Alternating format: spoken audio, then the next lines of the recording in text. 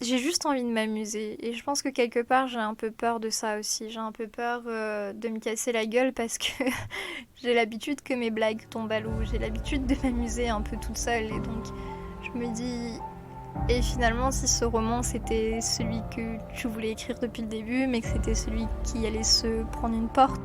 Bonjour, vous écoutez La solitude d'un auteur, votre podcast littéraire préféré. Aujourd'hui, je vous dresse le bilan de ce deuxième jour de retraite d'écriture.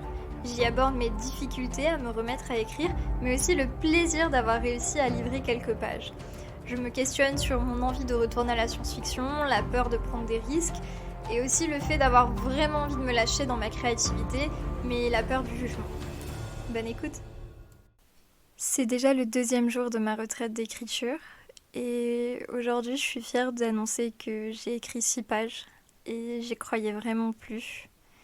J'ai pas réussi à écrire hier, je ne sais même plus si j'ai ouvert mon fichier Word, je crois que je me suis juste laissée porter par la beauté du paysage et de l'endroit où je me trouve, l'envie de lâcher prise pour une fois et de me reposer. Et aujourd'hui, quand je me suis levée, alors je sais pas si c'est le fait d'avoir complètement déconnecté, d'avoir supprimé toutes les applications via lesquelles on pouvait me contacter de mon téléphone, si c'est le fait d'être en pleine boulimie de lecture, je sais pas, mais ce matin c'était clair qu'aujourd'hui j'allais y arriver. Et pourtant c'était pas gagné, parce que quand je me suis mise devant mon fichier, j'ai recommencé à lire ce que j'avais déjà fait il y a 4 mois. Et je sais pas, ça résonnait pas. C'était comme si je me retrouvais plus dans cette façon d'écrire, alors que rien n'a vraiment changé. J'arrivais pas à replonger, j'arrivais pas à lâcher prise sur les petits détails qui ne me plaisaient pas dans ces 3 premiers chapitres. Et j'ai passé peut-être 3 à 4 heures devant mon ordinateur à ne pas avancer. Je faisais que défaire et refaire, découdre et recoudre l'histoire. Et pourtant, je le sais que les débuts, je n'aime pas ça. Les débuts, c'est la partie qui m'agace. J'ai pas vraiment cet élan des débuts qu'on peut avoir. Alors, c'est quelque chose qui est fréquent pourtant. Mais généralement, quand une histoire me vient, j'ai les éléments clés, j'ai la fin. Mais le début m'agace parce que je ne peux pas aller assez vite vers les scènes qui m'intéressent. Je ne sais pas écrire dans le désordre. Et puis même, je pense que si j'écrivais d'abord ces scènes qui me tiennent en fait, qui tournent en boucle dans ma tête et qui font que je suis un écrivain, qui font que je ne peux pas m'empêcher d'écrire. Si je les écrivais en premier, je pense que j'abandonnerais complètement l'histoire. Je n'irai jamais au bout des romans. Donc je me force avec les débuts et c'est pour ça que c'est toujours une période que je n'aime pas trop, où je doute. C'est aussi la partie que je finis généralement par supprimer et réécrire entièrement. Donc là, ce matin, j'ai passé vraiment beaucoup de temps à revenir sur ce qui avait été fait. Et ce qui est frustrant, c'est de me dire que le mois dernier, j'ai écrit un roman de 260 pages en 3 semaines et demie, parce que c'était un roman de commande. C'était pas pour moi, c'est mon travail tout simplement. Et quand je fais des missions de ghostwriting comme ça vient tout seul. C'est comme si je vois ça un peu comme un gâteau où j'aurai des ingrédients et je mixe tout dans le bol et à la fin bah, j'ai un roman. Et c'est facile, c'est presque des cases Excel d'où je pioche des éléments et je les assemble et j'en fais quelque chose d'original à chaque fois. Et ça vient tout seul, je peux écrire 30 pages par jour sans le moindre problème. Et avec mes romans, c'est plus rare. En général, quand j'atteins les 15, 20, rarement 30, mais ça m'arrive, pages par jour, c'est que je suis sur la fin, cette phase que j'attends depuis le premier jour. Et que généralement, j'ai cet élan qui me porte et qui fait que ça va très vite. Et que ce sont généralement des passages que je retouche assez peu. Mais là, c'était vraiment frustrant de voir la facilité avec laquelle j'y arrivais quand ce n'était pas pour moi. Et ce blocage monstre quand j'en venais à mes projets. Alors, j'arrivais pas à savoir si c'était est-ce parce que j'ai pressé tout le jus? Est-ce que j'ai tout donné dans mon travail? Est-ce parce que le soir, j'ai juste pas envie de me remettre devant un écran? Est-ce parce que quand ce n'est pas sous mon nom, je m'en fiche un petit peu finalement? Alors je fais avec cœur et avec passion, mais je m'enlève peut-être de la pression, peut-être le... Voilà, ce que je crois que j'en parlais dans l'épisode d'hier, mais le fait que mes proches qui me lisent auront toujours un mot à dire sur ce que je fais, on m'apportera toujours son avis, alors que dans la quasi-totalité des métiers, en fait, personne de notre entourage va venir nous enquiquiner sur un tout petit détail et on laisse ça au travail. Et c'est un peu comme si cette bulle qui était la mienne et qui était mon refuge depuis toute petite, ma façon de m'exprimer, d'exister un peu avec toutes ces facettes de moi que je laisse pas forcément s'exprimer autrement. Comme si ce safe space n'était plus vraiment à moi. Alors c'est un choix que j'ai fait, hein, il est totalement délibéré parce que je veux dire c'est moi qui ai envoyé les manuscrits à un éditeur pour la première fois.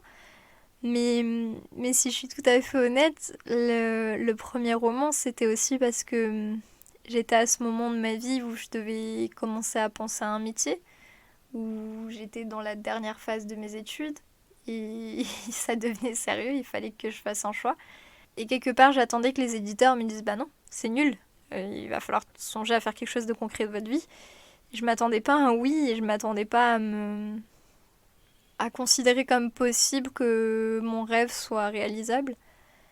Mais voilà, on y est, je suis un écrivain et ça veut dire que bah, quand je me fouille les tripes, quand je me mets à nu comme ça sur le papier, tout le monde peut le voir. Et je pense que oui, quand j'ai envie de prendre un peu des risques, ça me pèse. Alors, je suis personne, j'ai vraiment pas de prétention. C'est pas comme si on me harcelait sur mes textes, mais je pense que c'est juste qu'on n'écrit plus avec la même insouciance que quand on est adolescent. Il y a ce côté où on a conscience que ça va être lu, on n'a pas envie de décevoir les gens, on a envie de donner le meilleur de soi. Et je sais aussi que je n'ai aucune envie de m'enfermer dans un genre. La science-fiction est ce que je préfère, mais j'ai eu besoin d'écrire d'autres romans. Avec le recul, c'est pas forcément ce que j'ai envie de faire toute ma vie, mais j'ai toujours pris du plaisir dans ce que j'ai fait. Mais là, de me dire, ben, je pense que maintenant, ça fait 7 ans que j'ai publié mon premier roman, ça fait 7 ans que j'écris et qu'on me suit. J'ai envie je pense que j'ai trouvé ma voie, je pense que j'assume un peu plus mon côté décalé et que j'ai envie que ça transparaisse aussi dans mes romans. J'ai plus envie d'être l'auteur toute lisse qui a très très peur de déborder. Et j'ai juste envie de me faire plaisir en fait. J'ai pas envie de passer un message quelconque. J'ai pas envie de... Si ça y est, ça y sera. Parce que je pense que chaque histoire a toujours son essence, son âme. Mais j'ai juste envie de m'amuser. Et je pense que quelque part, j'ai un peu peur de ça aussi. J'ai un peu peur de me casser la gueule parce que j'ai l'habitude que mes blagues tombent à l'eau. J'ai l'habitude de m'amuser un peu toute seule. Et donc, je me dis... Et finalement, si ce roman c'était celui que tu voulais écrire depuis le début, mais que c'était celui qui allait se prendre une porte, alors que les autres ont toujours trouvé preneur. Je pense qu'il y a un peu cette pression. Il y a la pression du flop, la pression de pas réussir à me faire éditer parce que j'ai atteint un niveau vraiment très très cool dans la littérature contemporaine en signant avec Hugo Roman. Et que là, je repars sur de la science-fiction et je me dis c'est aussi repartir à zéro. Donc c'est une autre forme de pression. Enfin bref, c'est plein de choses qui se bousculent dans ma tête et qui me font peur. Mais en même temps, quand je n'écris pas, je suis grognon et je suis pas moi-même. Et ces derniers mois, j'ai été vraiment bouffée par le fait d'être incapable d'écrire, incapable de prendre ce temps, incapable de lâcher prise sur tous les autres pans de ma vie qui faisaient que j'avais toujours une bonne excuse pour ne pas me mettre devant le clavier. Et je suis fière d'avoir réussi à couper, super contente d'être ici et de prendre le temps, de pas regarder l'heure, de faire de la méditation, d'être vraiment le cliché de la J'ai l'impression de m'appeler Brigitte et de sortir d'un divorce et de faire du yoga pour renouer avec mes chakras et de me dire que je vais finir par devenir végane, des choses comme ça. Mais, mais même si c'est un peu con dit comme ça, ce qui est sûr c'est que ça me fait beaucoup de bien. Et que je me dis c'est aussi une forme d'habitude et de se dire bah là aujourd'hui j'ai fait 6 pages, ça veut dire que demain je peux recommencer, ça veut dire que après demain je peux peut-être même en faire plus. Ça veut aussi dire que je sais que quand c'est pour le travail, j'arrive à lâcher prise avec toutes ces petites imperfections qui me bloquent. Ce problème de est-ce que cette virgule je la mets ici ou plutôt là ou là, est-ce que je mettrais pas un synonyme ou ceci, d'affiner tout le temps, tout le temps, tout le temps. Et c'est ce qui fait le travail d'orfèvre aussi, le travail de la langue, c'est ce qui fait qu'on se démarque. Mais d'un autre côté, c'est aussi un travail qui est pour les phases de réécriture et si on passe son temps à revenir en arrière, en fait, on n'avance jamais. C'est un peu un pas en avant, deux en arrière et ce roman va jamais se finir à ce rythme.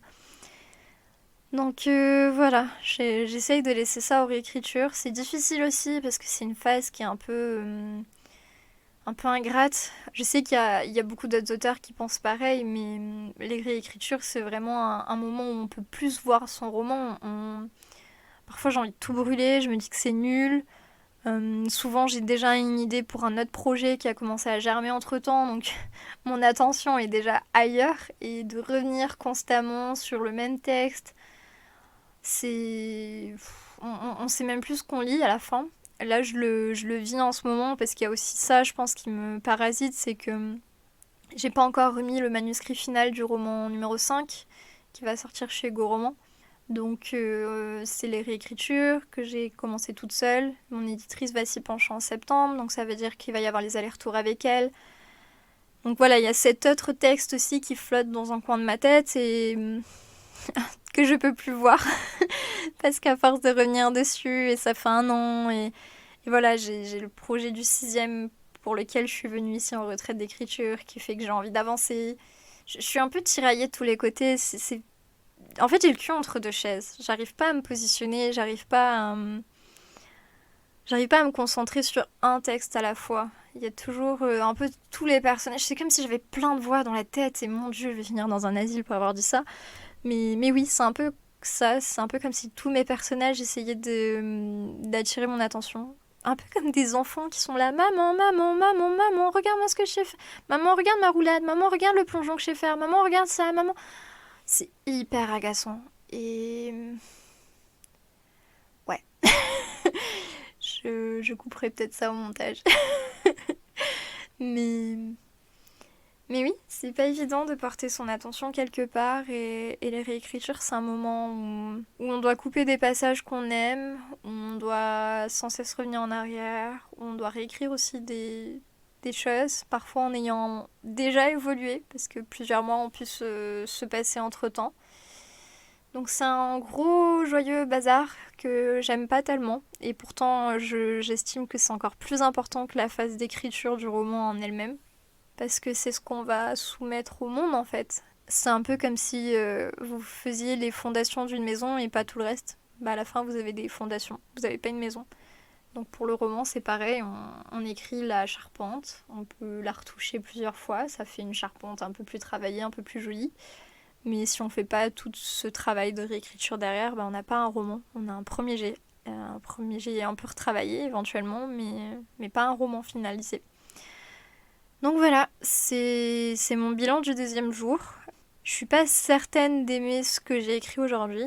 Après, j'ai pas le recul. Après, c'est le début et Dieu sait que j'ai du mal avec les débuts.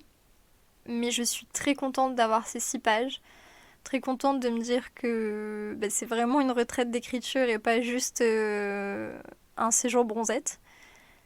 Je suis contente parce que j'ai atteint mon objectif. Je suis contente parce que ça avance. Et même si c'est à tout petits pas, on va toujours plus loin que quand on reste sur place. Et je pense que c'est le truisme le plus évident que j'ai jamais prononcé. Mais voilà. En tout cas, je suis soulagée d'avoir réussi à poser ces quelques paragraphes et d'avoir clos le chapitre sur lequel je bloquais depuis 4 mois. Demain, normalement, j'attaque la narration avec le 2e personnage principal. Donc je vais pouvoir m'éclater aussi, passer dans la peau de quelqu'un d'autre et je pense que ça va me redonner de l'élan. Donc j'ai hâte de voir ce que ça va donner. Ah oui, j'ai oublié l'heure, il est 18h19. Je m'en vais faire ma séance de méditation du soir en bonne Brigitte. Et je vous souhaite de vous porter bien. On se retrouve demain pour le 3e jour de la retraite d'écriture. C'est tout pour le 2e épisode de cette retraite d'écriture. Merci d'avoir écouté La solitude d'un auteur et n'oubliez pas de laisser un avis sur Apple Podcast ou toute autre plateforme de streaming ainsi que de partager autour de vous pour m'aider à faire grandir le podcast. À très vite.